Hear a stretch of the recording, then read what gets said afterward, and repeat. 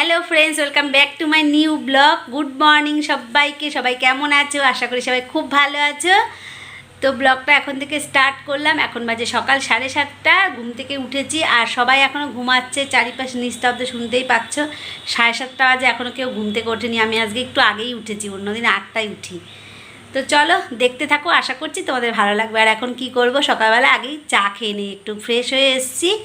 এখন একটু চা খাবো, তারপরে ঘরের কাজে লেগে পড়বো। তো আমি চায়ের জলটা বসিয়ে দিয়ে এসেছি, আর বসিয়ে দিয়ে এসে আমি এখানে দেখো খাটে বিছানাগুলো তুলে নিচ্ছি। আর এখনও কেউ ঘুম থেকে ওঠেনি, তো ওদের বিছানা তুলতে পারছি না। আর মানে অনেকটা চা, তো চার জলটা ফুটতে ফুটতে আমার বাকি কাজগুলো সব হয়ে যাবে। আর সকালবেলা উঠে বিছানাটা আগে তুলে নিলে কাজটা কিন্তু অনেকটা কম হয়ে যায়। আর রাত্রের কটা বাসন ছিল, তো ভাবলাম যে জলটা দেখলাম যে ফুটে গেছে, তো চা চিনিটা দিয়ে আসলাম আবার জলে। দিয়ে এসে তারপরে চা চিনিটা একটুখানি, চাটা একটু না ফুটলে লিকার হয় না, তো সেইটুকু সময়ের মধ্যে আমি যে কটা পারি বাসন কটাও, রাত্রের বাসন কটা মেজে নিচ্ছি। আর রাত্রে বাসন আমি প্রায় দিনই মেজে রাখি, আবার যেদিনকে ইচ্ছে করে না সেদিনকে আর মাজতে ইচ্ছা করে না, সেদিনকে থেকে যায়। তো কালকে আর ইচ্ছে করেনি বলে কালকের বাসন কটা রয়ে গেছে, তো চা করতে করতে আমার বাসন কটাও মাজা হয়ে যাবে। আর কি বলো তো, আজকে অনেকটা কাজ আছে, মাথার মধ্যে ঘুরঘুর করছে। কারণ কি, আমার পুজো এসে গেছে, সবাই তোমরা জানো পুজো এসে গেছে। তো পুজো এসে গেছে আর আমার মাথার মধ্যে এখন বিরাট কাজ। বিরাট কাজ মানে কি বলো তো, আমার বাড়িটা কমপ্লিট হয়ে গেছে, এখন জিনিসপত্র সমস্ত কিছু আমার চারিদিকে মানে নোংরাই বলতে পারো। কারণ ঘরের মধ্যে কাজ হয়েছিল, সেই জিনিসপত্র সব ছিল ঘরের মধ্যে যেগুলো, সেগুলো তো সবই নোংরা, সব কাচতে হবে আমাকে। না হলেও 3-4 দিন ধরে না কাচলে আমার সব জিনিসপত্র ফুরোবে না। তার জন্যে মাথাটা আমার ভীষণ খারাপ। কখন করব, কি করে করব সেটাই ভাবছি আমি। তো ভাবছি আর কাজ।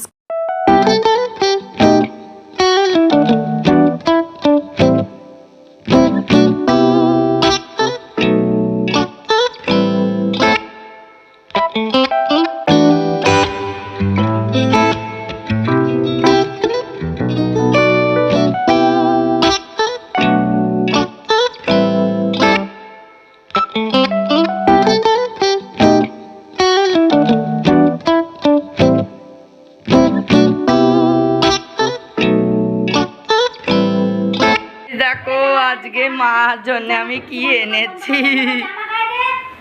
আরে আমাকে দেখাচ্ছি থরি, তোমাকেই দেখাচ্ছি। চাল হচ্ছে ও মা, ধরো একবার পিছনের জিনিসটা উঁচু করে। ইলশা ফিশ। আজকে এটার কি হবে? ঝাল, ঝোল, ভাজা, মালাই, ভাপা। ভাপা ভাপা। ইলিশ মাছের আবার মালাই কি করে হলো? ভাপা ভাজা, ইলিশের তেল, এই গরম ভাত এক্ষুনি ফুটে যাবে। ভাতটা ফুটে গেলেই হয়ে যাবে। না, জল জমে গেছে কি করে? ইলিশ মাছ এখন সাঁতার কাটবে। সর মা, জ্যান্ত যদি হতো মা দেখা যেত। জ্যান্ত নড়ছে। জ্যান্ত ইলিশ মাছ একমাত্র যখন ধরে তখনই দেখা যায়, তাছাড়া দেখা যায় না।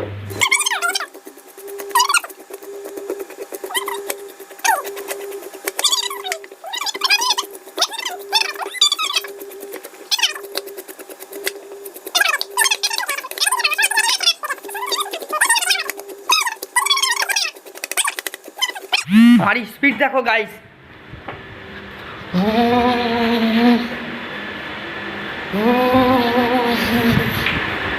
এই দিলাম মোটরের সুইচ অফ,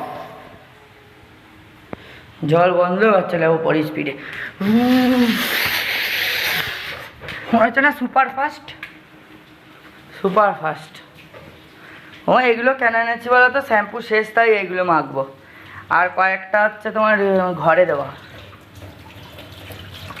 মাছের আসানো কমপ্লিট। ও ঠিক আছে, বোয়াল মাছ, মুখটা ফাঁকা হয়ে গেছে না।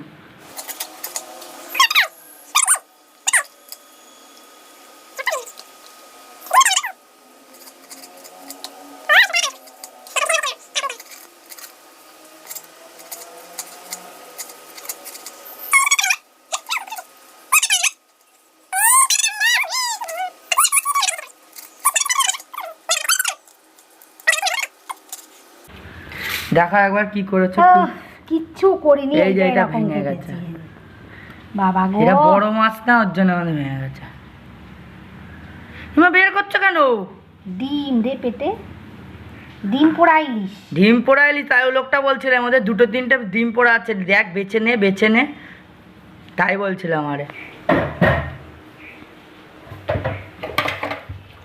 আজকে একটু সময় পেলাম, তো নিচের ঘরগুলোকে একটুখানি ভালো করে মুছে নিচ্ছি। আর মিস্ত্রিটা ধুয়ে টুয়ে দিয়ে গেছে, এখন আমাকে শ্যাম্পু দিয়ে প্রত্যেক দিনই মুছতে হবে। তো একদিনও টাইম পেলাম না, তো আজকে একটু তাড়াতাড়ি করে রান্নাটা করে নিয়েছি, করে নিয়ে তো তাই জন্যে ভাবলাম যে না আজকে একটু ঘরটা মুছি। আর আমাকে তো একা হাতে সব কিছু করতে হবে, তো একটু একটু করেই আমাকে প্রত্যেক দিন একটু টাইম বের করে আমাকে করতে হবে। আর তোমাদের তো সকালবেলা বললামই আমি যে আমার মাথার ভিতরে ভীষণ একটা চাপ, মানে বিশেষ করে আমার যে জামা কাপড় মানে জিনিসপত্র, মানে কি বলবো তোমাদের, সিমেন্ট বালি মাখানো আমার ভর্তি। মানে একটা ঘরের মধ্যে কাজ হয়েছে, এ ঘরের থেকে ও ঘরে নিয়ে, ও ঘরের থেকে ও ঘরে নিয়ে, তো মানে মানে দেয়ালের পুট্টির থেকে আরম্ভ করে সিমেন্ট বালি জামা কাপড়ে পুরো ভর্তি, মানে পোটলা বেঁধে বেঁধে রেখে দিয়েছি। আর আমার যখন কাজটা শুরু হয়েছে সবে শীতটা চলে গেছে, শীতের জিনিসপত্র আমি ভালো করে তুলতে পারিনি। আর তারপরে তোলার থেকেও বড় কথা, আমার আলমারি শোকেসগুলো সব বিক্রি করে দিয়েছি, মানে ওর মধ্যে যেসব জিনিসপত্র ছিল সেই সব জিনিসও সব বাইরে। তো মানে তোমাদেরকে আমি মানে কি বলবো, আমি মানে আমাদের বাড়িতে না এনে দেখাতে না পারলে, তো যাই হোক আমার মাথার মধ্যে এখন ভীষণ চিন্তা। আজকে আর তোমাদের সাথে রান্নাবাড়ি কিছুই শেয়ার করিনি। আর কি রান্না করেছি সে ইলিশ মাছ তো তোমরা দেখলেই, তো ইলিশ মাছটাকে সর্ষে ইলিশ করেছি, আর করেছি ডাল। তো মুসুরির ডাল ঘরে ছিল না, তাই বিউলির ডাল ছিল, তো বিউলির ডালটাই করেছি। তো খেয়ে দিয়ে উঠে আর একটুও বসিনি, একদম চলে এসেছি সোজা। দেখো ঘরটারগুলো তো মুছে রেখে গেছিলাম, এখন খাটটাকে মানে ফিটিং করছি। তো ফিটিংস করছে খাটটাকে। আর এই খাটটা দেখে তোমরা চিনতে পারছো, সেই পুরনো খাটটা। এটা এখন শেষ করে পুরো নতুন হয়ে গেছে, মনে হচ্ছে না নতুন কিনে নিয়ে এসেছি। তো যাই হোক আর আমি দুজন মিলে ফিটিংস করছি, আর খাটটা দেখে মনে হচ্ছে তো পুরো নতুন একদম। আর খাটটা কিন্তু এখন মানে এরকম করে মানে পাতিয়ে ফিটিংস করে রেখে দিচ্ছি। আর এর বিছানাপত্র কিন্তু কিচ্ছু নেই, কারণ কি এর যে গদি ছিল, গদিটাও কিন্তু আমি যে মিস্ত্রিরা আমাদের বাড়িতে কাজ করছিল তাদেরকে দিয়ে দিয়েছি। 2 ঘরের 2টো গদি দিয়ে দিয়েছি, 2টো খাটের গদি দিয়ে দিয়েছি। তো এখন আমাকে আবার নতুন করে গদি কিনতে হবে, তোষক বানাতে হবে, তারপরে কিন্তু এরপরে পাতিয়ে তারপরে শুতে হবে। তো চলো দেখতে থাকো। শুভ সন্ধ্যা বন্ধুরা। তো আজকে আমি ডিনারে একটা নতুন রেসিপি বানাচ্ছি। তো রেসিপিটা আমার খুব ইচ্ছে করে তোমাদের সঙ্গে শেয়ার করবার জন্য। এখানে আমি নিয়েছি টমেটো, ক্যাপসিকাম, ধনেপাতা, কাঁচা লঙ্কা, আদা, আর নিয়েছি লাল লঙ্কার গুঁড়ো। মানে টমেটো ধনেপাতা ওগুলো একটুখানি আমি তেলের মধ্যে ভেজে পেস্ট বানিয়ে নিয়েছিলাম। আর চাল মগজ, তেজপাতা, গোটা গরম মশলা, এই কটা আমি পেস্ট করে নিয়েছিলাম, একটু তেলে নেড়ে চেড়ে। আর তার মধ্যে দিয়ে দিলাম কাশ্মীরি লঙ্কার গুঁড়ো, একটু লাল লঙ্কার গুঁড়ো, ধনের গুঁড়ো, জিরের গুঁড়ো, আর একটু গরম মশলার গুঁড়ো, আর স্বাদ মতন নুন আর মিষ্টি তো লাগবেই। তো দিয়ে আমি একটু ভালো করে মশলাটাকে কষিয়ে নিলাম, দেখো সুন্দর করে। তো কষিয়ে নেওয়ার পরে এখন আমি এর মধ্যে দিয়ে দেবো পনিরগুলো। তো এই রেসিপিটা তোমরা অবশ্যই একবার বানিয়ে দেখো, খুব সুন্দর। আমি আগেও একদিনকে বানিয়েছিলাম, আমার এত সুন্দর মানে পুরো রেস্টুরেন্টের মতন স্বাদ লাগবে। তোমরা একবার ট্রাই করে তারপরে কিন্তু আমাকে বলবে। তো চলো, এই জন্য ভাবলাম তোমাদের সঙ্গে রেসিপিটা আমি শেয়ার করি। তো বন্ধুরা কেমন দেখলে আমার রেসিপিটা, একদম পুরো বিশ্বাস করো আমার নিজের রেসিপি, একদম মাথার থেকে আমার সন্ধেবেলা বেরোলো। কালকে ভোর দাদা পনির খেতে চেয়েছিলো, তো পনির নিয়ে এসেছিলো। তো কালকে আমি রান্না করিনি, কারণ কালকে দুপুরের অনেক তরকারি ছিল বলে। রাত্রে যদি আমি পনিরটা করতাম তাহলে পনিরটা মানে আর তরকারিগুলো সব নষ্ট হয়ে যেত, পনিরটা উঠে যেত। তো আজকে আমি সারা দুপুর মানে তো আমি আজকে সারাদিন খুব অনেক কাজ করেছি, তার মধ্যে দিয়ে আমি পনিরটা কীভাবে রান্না করব, একটা নতুনভাবে রান্না করে তোমাদের সামনে মানে আমার প্রেজেন্টেশন করার খুব ইচ্ছে ছিল। তো আজকে আমি নতুনভাবে একদম নিজের মাথার থেকে বের করে পনিরটা রান্না করলাম। রেসিপিটা কেমন লাগলো তো তোমরা কিন্তু অবশ্যই কমেন্ট করে কিন্তু আমাকে জানাবে। অবশ্যই একবার ট্রাই করে তারপরে কমেন্ট করো। তো আমার রেসিপিটা পুরো একদম রেডি হয়ে গেছে, একদম পুরো রেস্টুরেন্টের মতন কালার এসছে, আর একদম খেতেও কিন্তু পুরো রেস্টুরেন্টের মতন। তো এর ডিটেলসে যদি রেসিপিটা যদি তোমরা যদি জানতে চাও তাহলে অবশ্যই আমাকে কমেন্ট করে জানিও, আমি এর একটা পুরো রেসিপিটার ভিডিও করব, কারণ এটার অনেক রকমের মানে এর প্রসেস। তো সেটা সম্পূর্ণ দেখাতে গেলে আমার ভিডিওটা অনেকটা বড় হয়ে যাবে, তার জন্য আমি শর্টকাটে তোমাদেরকে দেখিয়ে দিলাম। বাধ্য হবে কমেন্ট করতে, এটা আমি মানে একদম চ্যালেঞ্জ সহকারে বলতে পারি। আর দেখতে দেখো একদম হয়েছে কেমন, দেখো।